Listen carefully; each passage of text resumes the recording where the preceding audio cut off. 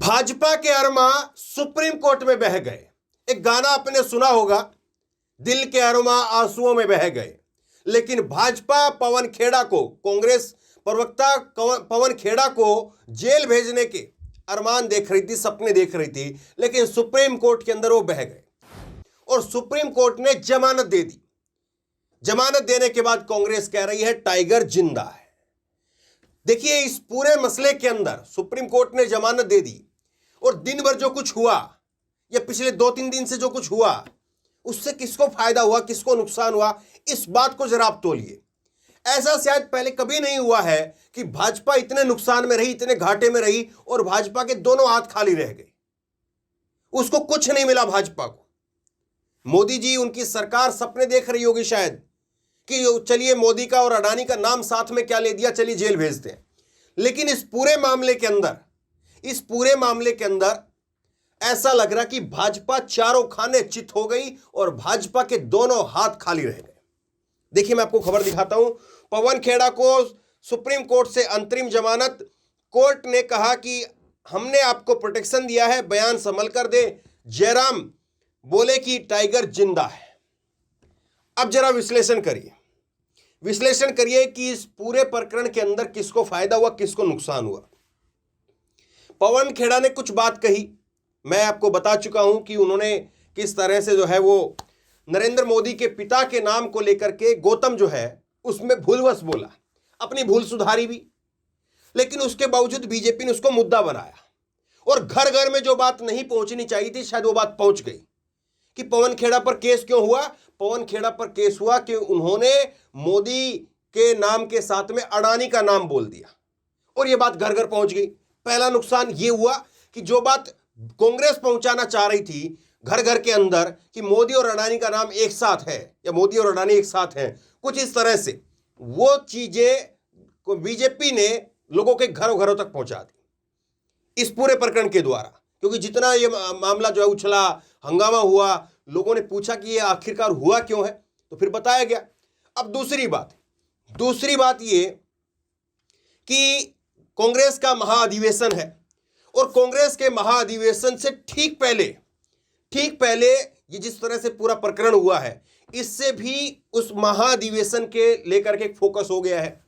और दूसरा, कांग्रेस के नेताओं के अंदर जो है वो एक नया एजेंडा वो बीजेपी ने ही सेट कर दिया कि देखिए, अगर आप लड़ोगे तो ठीक है, वरना फिर आपको किस तरह की राजनीति और किस तरह से चीजों का सामना करना पड़ेगा, ये आपके सामने है। जो शांत बैठे भी थे या शांत बैठना भी चाह रहे थे, उनको भी निकलना पड़ेगा, उनको भी उठना पड़ेगा। ये दूसरा काम यहां पर हो गया। और तीसरा काम, पवन खेड़ा वो लगातार जो है आज दिन भर जो घटनाक्रम हुआ उसमें सुबह जो है उनको पहले उतारा तो उनको जो है लिखित में गिरफ्तारी का वारंट नहीं दिखाया। काफी देर के हंगामे के बाद में वो गिरफ्तारी का वारंट दिखाया और फिर उसके बाद में जो है उनको कोर्ट में पेश किया गया, जहां से उनको जमानत मिल गई। अब यहां से तीसरा ये खाली हाथ गया। और इस पूरे प्रकरण में एक चीज आपको और समझनी चाहिए, पवन खेड़ा के ऊपर 3 एफआईआर हुई थी, बड़ी एफआईआर। कौन कौन सी? एक असम के अंदर हुई जो कल रात को हुई थी, लेकिन इससे पहले वाराणसी में हो चुकी थी, इससे पहले लखनऊ में हो चुकी थी। अब समझने वाली बात यह है, गौर करने वाली बात यह है कि योगी आदित्यनाथ के प्रदेश में भाजपा के डबल इंजन सबसे मजबूत मुख्यमंत्री के प्रदेश के अंदर 2 एफआईआर हुई, वाराणसी के अंदर, लखनऊ के अंदर। लेकिन वहां पर गिरफ्तारी क्यों नहीं हुई? वहां से लखनऊ की पुलिस या वाराणसी की पुलिस क्यों नहीं आई? उत्तर प्रदेश की पुलिस क्यों नहीं आई? ये बीजेपी को, हेमंत बिस्वा शर्मा, उन्हीं पर ऐसा क्या यकीन है? अगर महाराष्ट्र की सरकार को लेकर के कुछ बात होती है तो लखनऊ नहीं, गुवाहाटी में लैंड करवाया जाता है। और यहां पर भी पुलिस जो है वो असम से आती है और इसी तरह से जिग्नेश मेवाणी के केस में पुलिस असम से जाती है। तो ये नया केंद्र जो है, और भाजपा को हेमंत बिस्वा शर्मा कांग्रेस से ही गए हुए हैं, वो ओरिजिनल भाजपा के नेता नहीं है। हाँ, अब भाजपा के नेता हो गए, वो बात अलग है, लेकिन इससे पहले वो कांग्रेस में थे।